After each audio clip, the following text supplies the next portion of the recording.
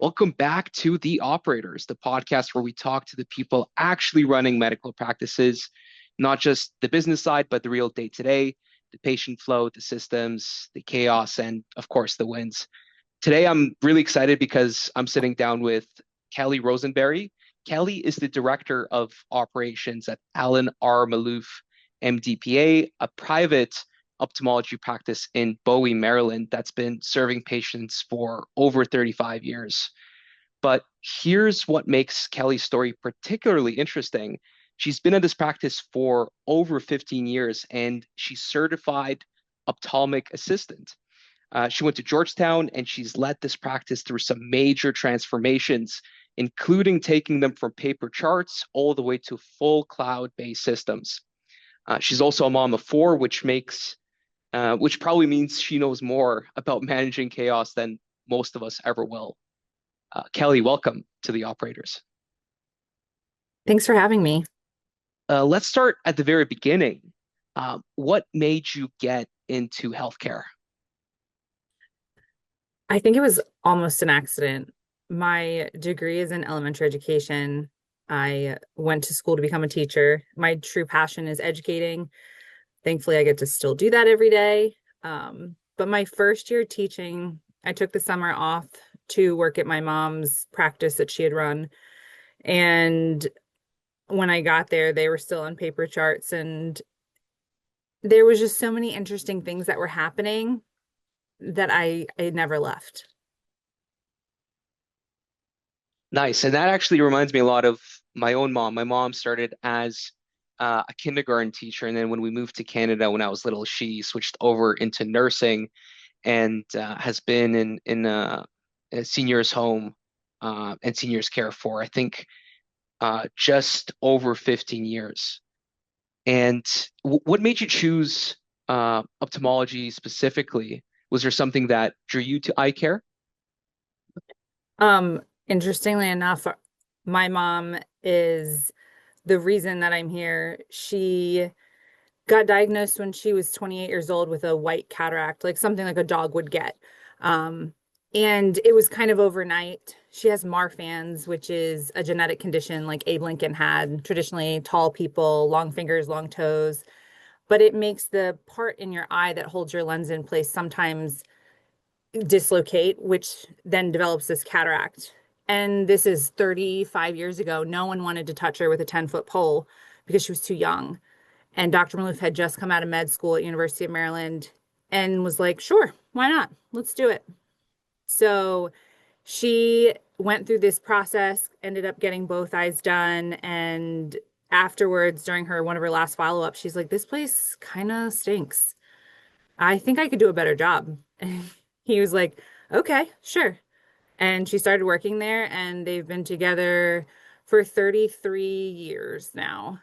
So it's been a long time. Wow, so your mom has sort of inspired you to get into eye care, and from there you sort of followed in her footsteps with joining Dr. Malouf? Yeah, I think there's something interesting about working with this family style practice where, they felt this connection and this loyalty to each other. And when I started, I felt that same thing. And in ophthalmology, obviously, that's one of our five senses. So patients are always very um, enthusiastic about their vision. So I think that you get that passion because you feel that energy. Absolutely. And it's like out of all the senses that I have, uh, I can't think of a more important one than eye. So I can imagine them being pretty passionate about it. I think out of all the senses, eyesight is the last one that I would be willing to lose. Yeah, And agreed. uh, I read that you've worked at numerous roles throughout multiple private practices. Can you walk me through that journey? Where did you start and how did you end up as director of operations?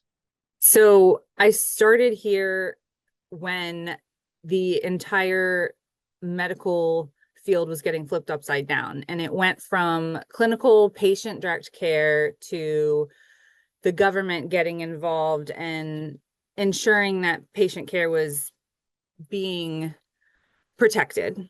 So we went from paper charts to electronic medical records, and the IT infrastructure was changing. They wanted to make sure that there was, even if someone was using a computer, all of these things, and the generation of doctors and their staff were older. So me coming in as this young millennial, I had the hand up and I just kind of ran with it. People, um, talk about imposter syndrome, and that's exactly what it felt like. I knew that I had the key to the kingdom because I knew things that other people didn't. So I kept pushing, and every time there was a problem, I found a solution. So fast forward 10 years, once I created this network within the medical field and within this DC, Virginia, Maryland area, I was able to go into other private practices and help them where they felt they had a problem. I think that the problem solving feels like the educator in me, and that's where I get the most satisfaction. Got it. Was a lot of the problem solving having to do with adopting new systems, new tech, or w- what was like the bulk of the issues when it came to the operational side of things? I think that tech for sure in those first 5 years, implementing new softwares, we went from an Alpha Micros, um, dot matrix printers, fax machines, to using computers and iPads, and our doctors having to change the way they practice medicine Mhm. because they had to stop looking at the patient and start looking at their computer. So it was almost like a culture shift.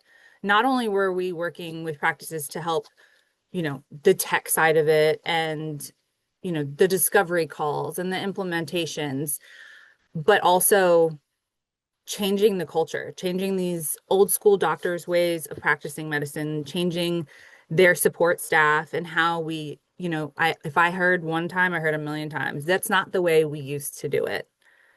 And so that was really hard. And I think I watched some of those people fall off and choose a different career path because of it. Just because of the tech adoption, they ended up switching their practice entirely. Yeah, I mean, a lot of, not so much the physicians, but the support staff. Mhm, During the last 10 years, you've seen a lot of the older, less computer savvy people kind of realize that it's not for them. mhm. They came into it wanting to care for the patients, not realizing that as things evolved, that there was going to be a lot more, um, you know, of this tech savvy brain that you'd need. Got it. Got it. And have you had any changes in the past, like that didn't work as well? Like, was it maybe you attempting to use iPads more, or maybe attempting a different EMR? Were there things that didn't work within the processes that you tried? That's a super great question. And I don't think enough people ask that question. We looked back at the challenges we had over the last 10 years, and some of the biggest issues we had were revolving around tech. But because we were utilizing the workflows and the systems that were suggested just because they were supposed to optimize the situation.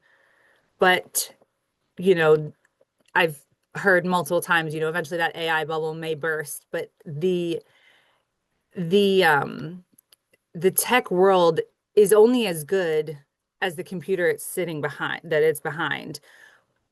The people are what make this all work. And I think that we had to go, we went to the iPad and electronic sign in and automated payments, and kind of went from automating everything to scaling back a little bit because we realized that that one-on-one phone call makes a big difference. That interaction with the patient allows you to explain yourself. It's not a robocall. They Mhm. feel like they're being taken care of from the very beginning before they even see the doctor. So I think we backpedaled a little bit. Um, and I think we also tell practices to do that too. Consult and, go into a practice that is struggling with some workflow issue. We go back to the beginning, go back to the basics. figure out where the real problem is. Got it. And so it sounds like you guys adopted maybe some of the newer tech, but ended up having to backpedal to more one-on-one personal phone calling with an actual human. Am I hearing that correct? Yeah. We ended up using a third-party vendor that was built into our EMR, and they, you know, they offered this ability to take away the manual phone calls, which was Mhm, great, except we a lot of times were telling people what they may owe, a specific dollar amount that mhm, then allowed them to feel like they had the opportunity to ask questions. Um, it gave them the opportunity to tell us that they didn't maybe have the money that day. mhm. Instead of having that conversation at the front desk where the patient then becomes defensive and they have an audience behind them. So it was also diffusing situations. There's a lot of psychology involved in it. I think we Mhm. looked at it from, what's going to make things run as smoothly as possible. Yeah, absolutely. And I think this is super relevant because, for example, one of the seven AI agents that we have is around managing the phone calls. Now, let's say outside of the questions around billing, because um, money and paying for medication or treatment can be a very touchy subject for the patients. Outside of like the billing aspect of it, did you sort of see the benefits of the AI phone management, or it still didn't make sense? Maybe there were too many errors, maybe there was too much customization that needed to happen, or maybe the tech just wasn't there yet. Um, I think that there was definitely a benefit. It was very hard to let go of that workflow for our practice administrator, who, my mother, um, she wanted those one-on-one old school phone calls, but I time is money. I didn't have the time to pay somebody to sit there and make those phone calls. So we still utilized that, but we just changed other workflows. Mhm. So, then 2 years after the automated phone call systems came out, we got the text messaging systems. And Emma actually acquired Clara and then turned it into part of their system, allowing basically almost like a monopoly on they've got a bit of everything they could offer you. So we were able to now text the patients ahead of time. And their demographic has shifted, in cataracts and glaucoma. That's traditionally an older generation. Mhm. Um, African American population is more likely to have glaucoma. These people were older and didn't have cell phones, and now they're younger, getting care. They have cell phones, they have emails, they have access to their patient portal. So we've also shifted and been able to utilize that as the demographic has changed. Got it. So more use of automation and more use of AI, especially text AI. Did Yeah, you I think guys so. end up using kind of any phone AI? So let's say like they call in and they speak instead of a live person, and instead of like press one to speak to reception, press two for work hours. Instead of that, they actually end up speaking to an AI. Did you guys end up trying that system with ModMed and their partners? No, I think they are that is something that they had something in beta, and Mhm. then I've seen some of their pilot programs that they're running with these systems. I'm not sure if they fully went live with that. Um, but I say I'm not sure that we would adopt that, but I think we would because right now one of the bottlenecks is the constant phone calls. So that tends to be an issue. The problem is if we create a system where they're leaving messages because the AI bot couldn't answer their question or something specific where they needed to talk to somebody, now I'm creating a new workflow where they're leaving a message or reaching out to the tech in a different way. And now I have to give them dedicated time to respond to those things. So I think it's just a workflow issue, but I think that we would eventually need to go in that route just to alleviate some of the nuisance phone calls. Got it. And we can dive deeper into the phone calls in just a bit. Other than phone calls, have there been any other operational bottlenecks, or has that by far been the biggest one on the communication side? I think that's probably one of the biggest ones. The other bottlenecks that we have aren't related to really communication or tech, more of a Or maybe it's workflow. unrelated. Maybe it's unrelated to communication tech. Maybe it's more so around scheduling or insurance or staffing. What's been kind of top of mind for operations in general, not even tech or communications? So when I first came into the practice, I had a very black and white view of things. I came from education. I was like, this is the way we do things. There's policy, there's a procedure, there's a lesson plan, and we're following it. And what I quickly learned is that there's a very large gray area. And so I thought that they needed to have one staff member dedicated to each role. Mhm, And that was one of my first big flaws, I think. I wanted to have these dedicated people with dedicated roles so that they could master their position basically. mhm, But as you know, in staffing in real world, if somebody's out for a week because they're sick, now I've created an entire empty seat and I have no one else who can do that job. So we do a lot of cross training. mhm, And I think that helps us avoid those bottlenecks like insurance and scheduling, um, because everybody has been trained and or has an idea of how to handle the situation. If they don't have the exact answer, they know who to mhm, go to. But I think that for most practices outside of ours, scheduling, insurance, the constant communications, those are big things. And I think what frustrates me from a personal aspect is that when I have doctors' offices call me and say, hey, or, I've seen Athena and Frisia and all these other systems that'll say, you have a copay. Well, I mhm, don't have a copay. My out of pocket was met for the year, but the system's not smart enough to realize that. And that's like one of the disconnects where we don't utilize the system to do all of the verifications. I mhm, have to have a human in their chair doing some of the verifications and some of those phone calls so that we get the most accurate information. mhm. I don't want to look like we don't know what we're talking about when we're on the phone with the patient or they're in front of us. I think that that is my biggest fear. Mhm. And and I guess just to add, I loved your point around removing any kind of bottlenecks by instead of creating specialists, maybe more so creating generalists. And I relate to that because of my background in the Canadian Armed Forces. I think that's the Canadians always compare themselves to the Americans because the American is the big brother. And I myself am Canadian, spent 20 years in Toronto, and our whole approach is like, hey, big brother America, they're great. They're awesome at what they do. They're specialists, and if you are manning the machine gun, you're a machine gunner, and like that's all you know. And 110% of your job is being a machine gunner.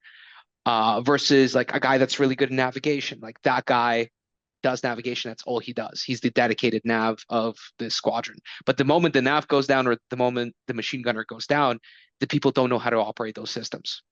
And Right. so I think that's how Canadians typically pride themselves in comparison to America. Of course, we're biased because we're Canadians, and we're going to claim that our system's better for X, Y, and Z reason. But in practice, it has worked very well for the Canadian military to be more so jack of all trades, master of none in a lot of the Yeah. aspects of the military. Yeah. No, I mean, I think that you nailed it. That's jack of all trades, master of none. I think that's where we're going. And I think that that's where the AI and these automated systems will come into handy because they will be a tool. Mhm, They're not going to replace anyone. They're going to be a tool so that we can do our job better, more efficiently, and know what we're talking about and feel like confident with the answer that we were given. 100%. And you nailed it with the AI because now it is able to do research and provide information very, very quickly.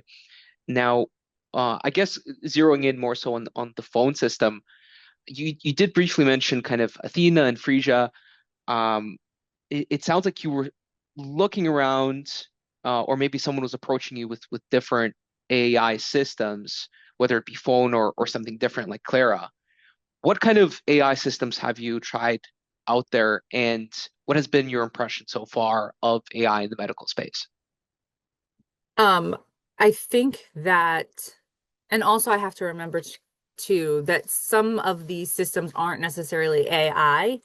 They are still um, in their pilot versions of it and have implemented little bits into their systems, but Hmm. they're not fully live with the with that. I know Athena for a while was working on it. I've demoed, I don't know, Next Tech, Next Gen, Hmm. Athena.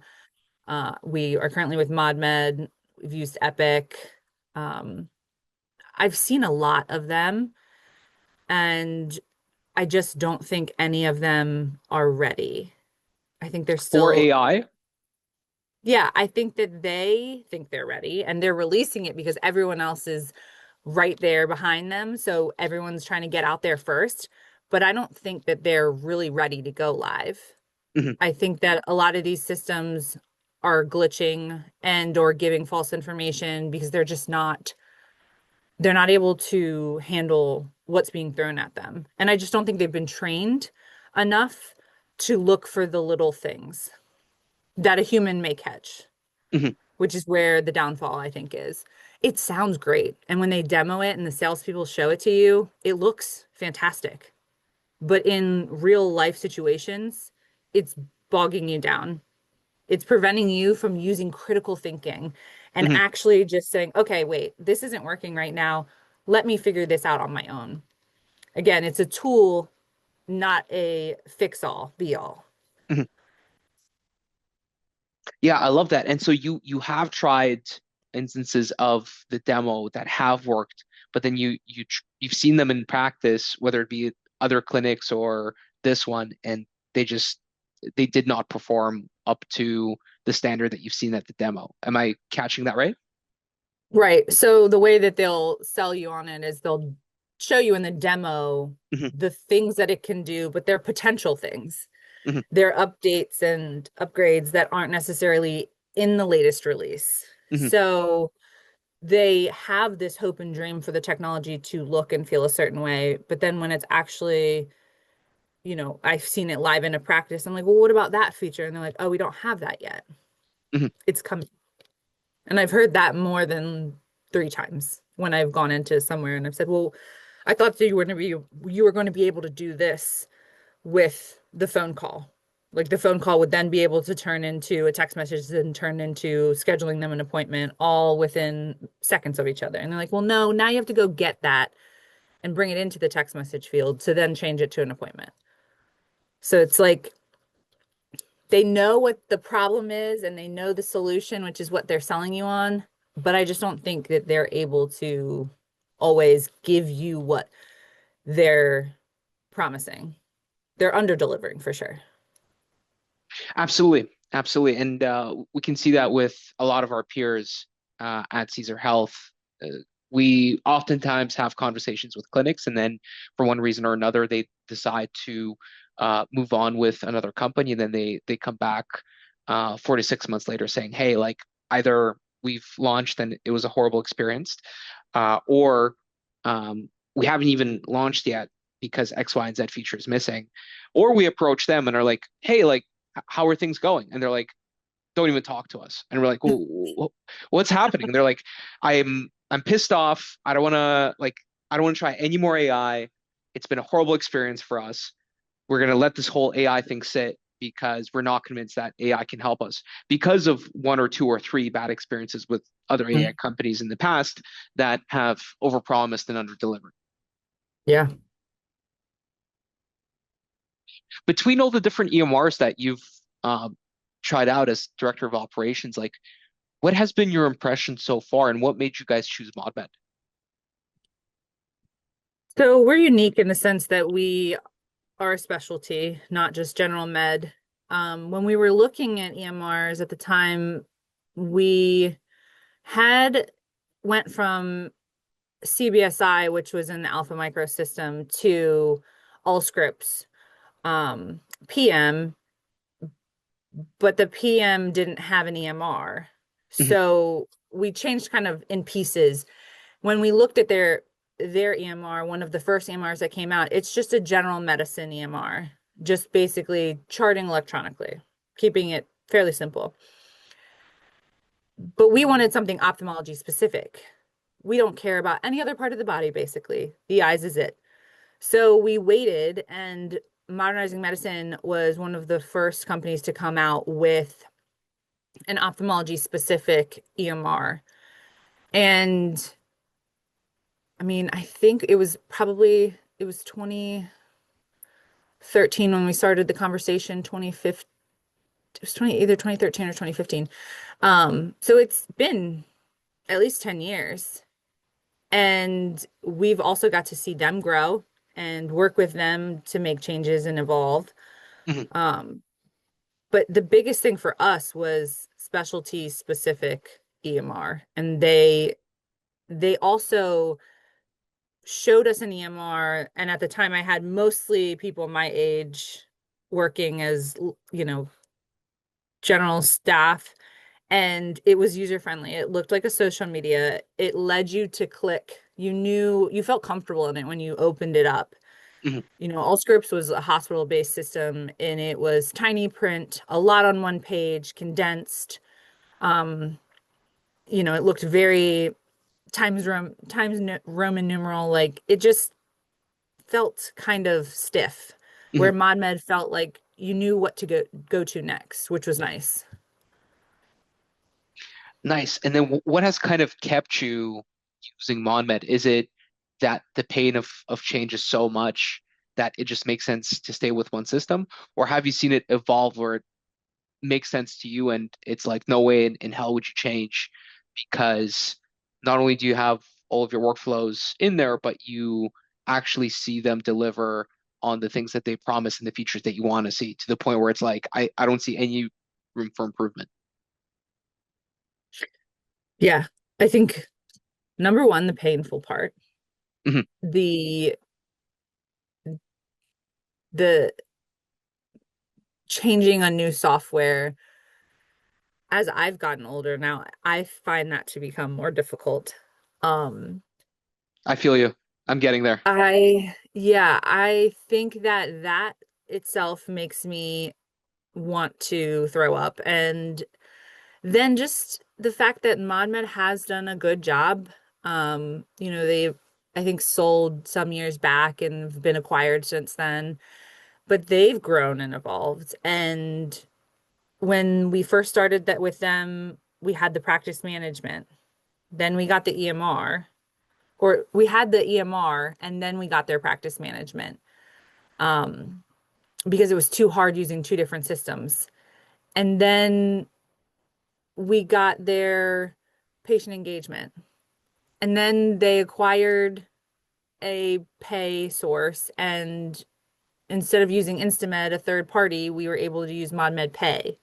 So they've kept us there because they've offered us everything we need as we've changed and evolved. I just don't see what someone else could offer me that they either haven't done or aren't going to do. Mhm. And with something like Clara that does AI text, are you guys using them by the way now, or is it something that you tried that didn't work for you? We're still using it. Clara offers a widget on our website so the patients can chat with a bot, but it's realistically just going to a text message group where one of our staff will respond. Mhm, Um, it allows patients to communicate with us after hours. It allows us to ask the patients after their appointment, how their experience was.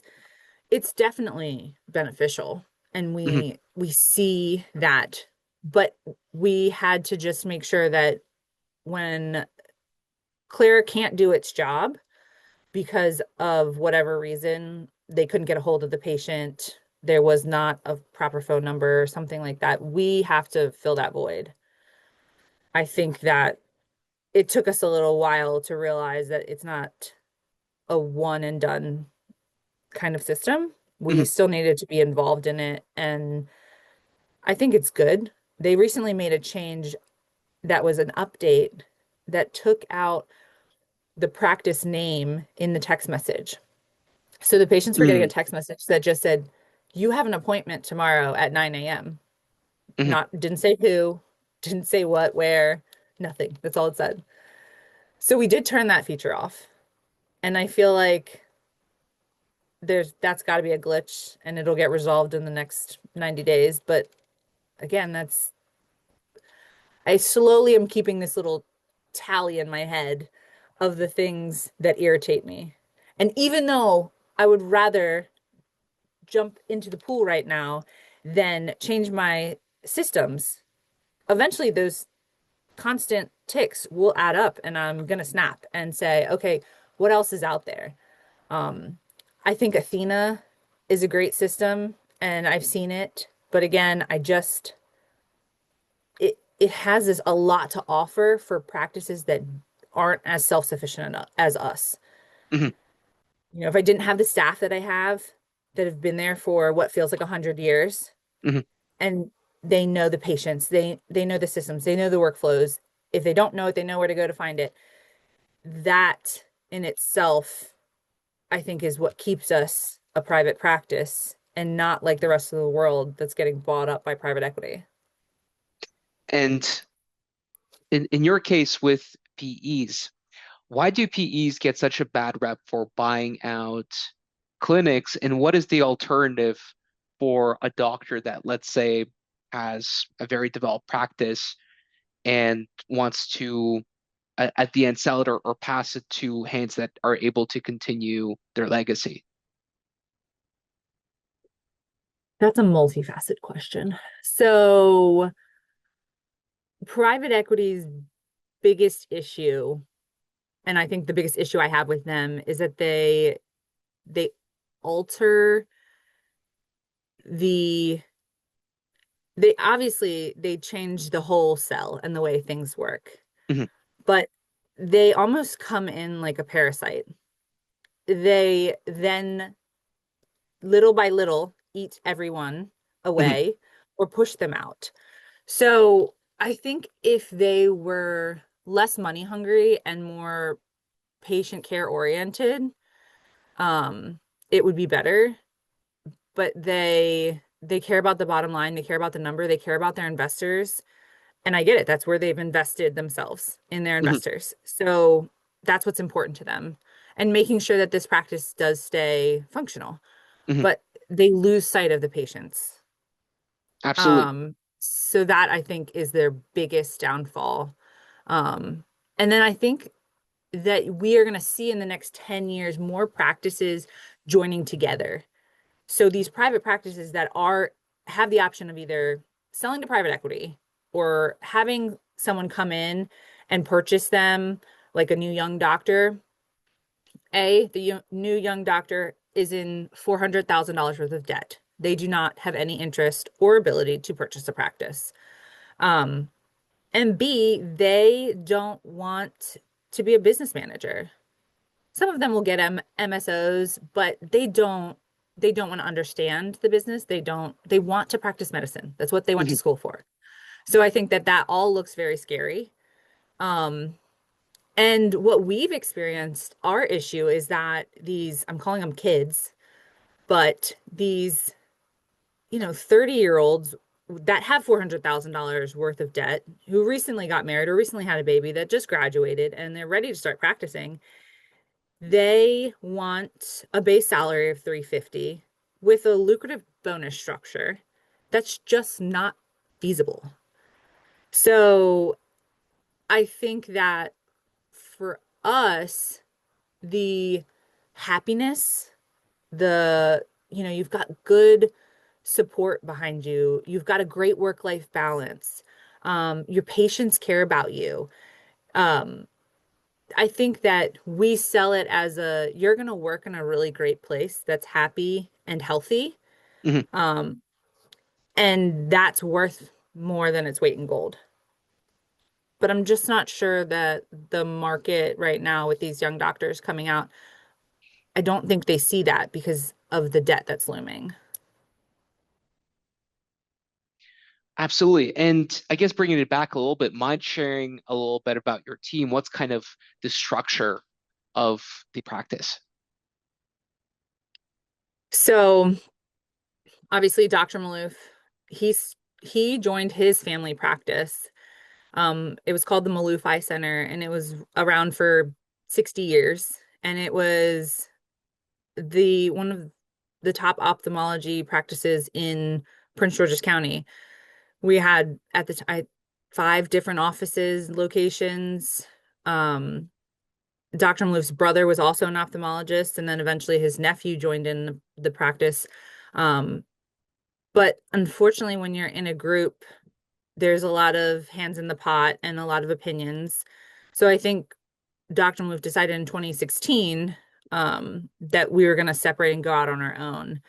And he started his own practice, which was really nice because then he became the 100% owner.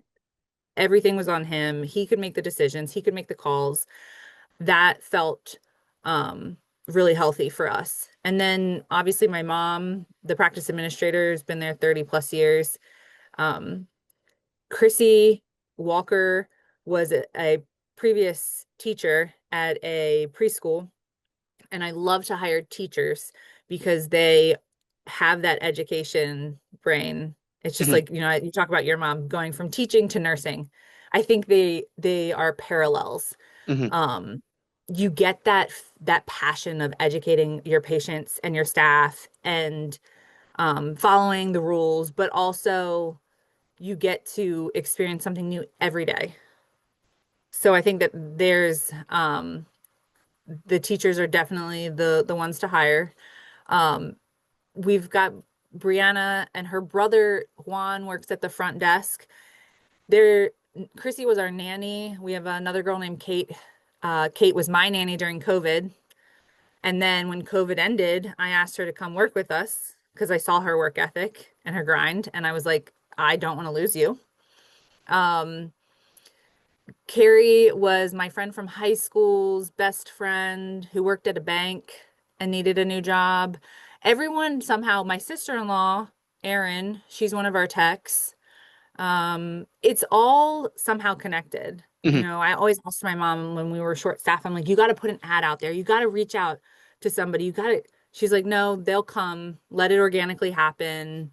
We just have to suffer through this uncomfortable period of time, but I'm not going to go searching for somebody. She always wanted people to come to us. And she always said she was never going to hire somebody who had worked in ophthalmology before. And to this day, she has not done that. And I love that. And uh, like it's so interesting in the way that people get hired through this backstory that they have, whether it's you met this person in school, university, or at some other workplace. And I just think about kind of our company and prior to Caesar Health, we had and still have BitLab, which is a software development studio specializing in health tech and med tech. And we've kind of adopted a very similar approach where um, the technicals can be taught. Like if you're Mhm. young and sharp and on the ball and always looking to learn, like for example, my background is civil engineering and then military and then tech and software, like completely different Yeah, fields. But just through knowing the right people and being at the right place at the right time, those doors opened. And even the people on our team, it's like Ben, who's sitting behind me right now, who's been with us for 2 years, like we're high school buddies. And right. it's like when you have that personal connection with people, not only does it bring in accountability, but people genuinely want to make sure that each side is doing well. Like there's a lot of goodwill involved when it's like almost like a family practice type Right. scenario where a Dr. Malouf has saved your mother's eyesight, and now you're being brought in, and then you're bringing your friends in. Like it's going to sound corny, but it's in many ways it's kind of like that family dynamic going on that is very hard to maintain when a PE acquires ownership and starts cutting heads left, right, and center and optimizing for margins. Right. Yeah, I think that the loyalty that we have for each other is what makes, that long tenure. That is the we want to succeed. We know that if Dr. Malouf makes a lot of money and we work really hard, then we make a lot of money. He always takes care of the person all the way at the bottom. And I think that that is, he also, I will say, since opening the practice in 2016 or reopening and kind of rebranding himself, um, gave the keys to me and said, I'm going to practice medicine and you're going to run the practice. And that felt, again, I'm talking about imposter syndrome. I'm like, I don't even think I'm qualified to do that. I'm Mhm. not sure I have any of those certifications. But he believed in me, and which obviously I was like, okay, well, this is what he's going to do. This is what he wants to do. We're going to do it. Um, but that's the feeling I get when, we hire from within our village. We bring in people that have that same, hey, they're helping me out. They're doing me a favor. Um, you know, we want you to succeed as much as you want us to succeed. And that kind of ping-ponging loyalty is what keeps us alive. And I think that that's where a lot of other practices are struggling because we're using, we're interviewing people, we're using Indeed, we're getting desperate, we're just trying to fill the void instead of letting those uncomfortable times exist. I always say being uncomfy is hard, but being uncomfy is growth. And that's where at end of the day, we want to see growth, whether it's a financial growth, patient growth, our staff growing, them going to school, getting trained, getting certifications, investing in them, it all just feels right. And it must have been quite a workload back in around 2015, 2016, you mentioned when Dr. Malouf said, hey, like, I want you to take the reins of the operation and run the practice while I get to practice medicine. Like, what did that feel like? Did you feel ready at the time? What kind of feelings did you have about this kind of responsibility?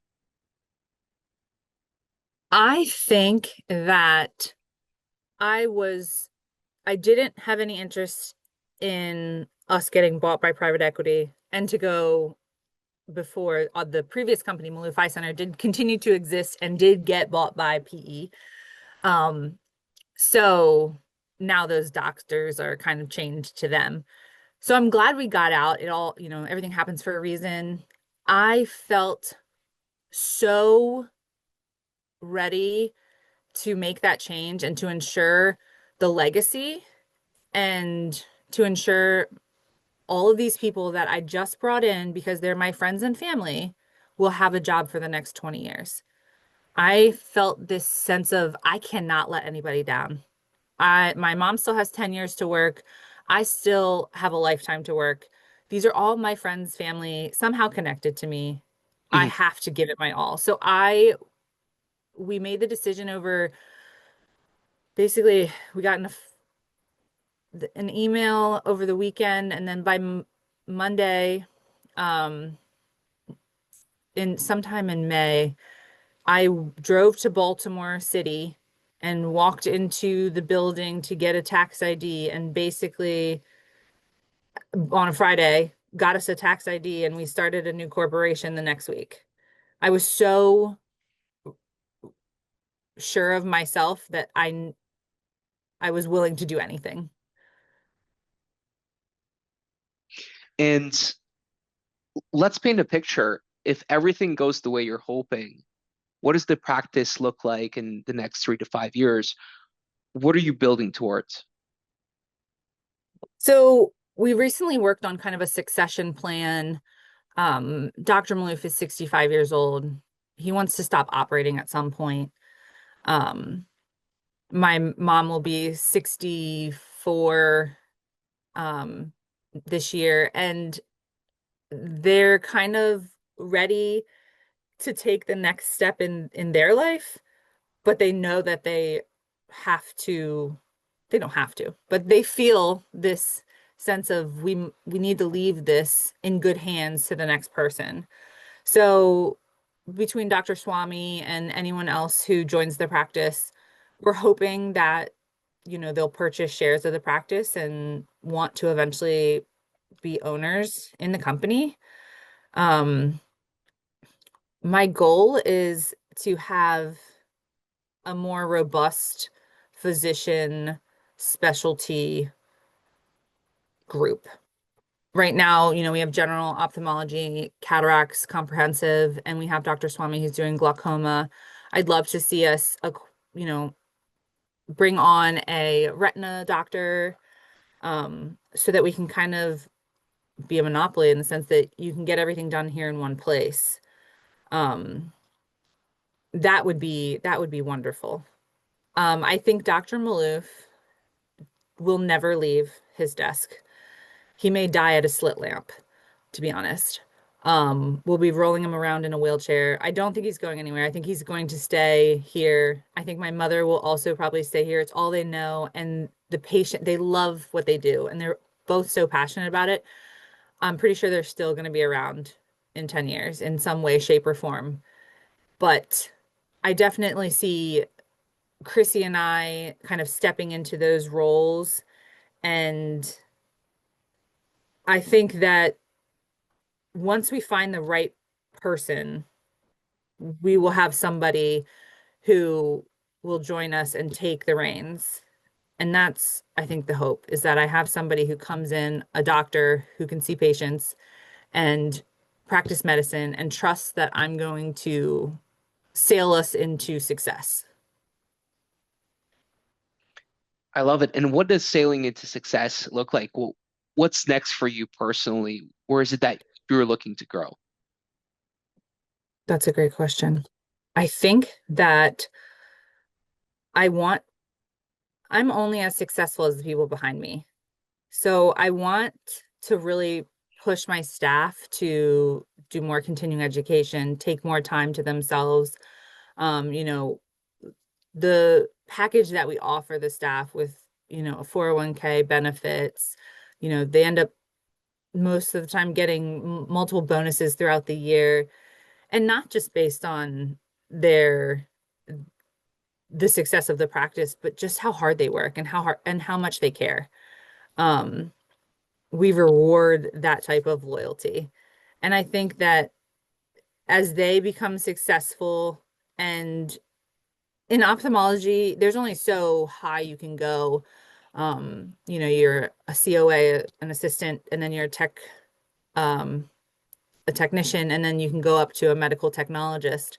Um, I hope that they all kind of pursue those and don't feel stuck. But I think that for me, I just want to see.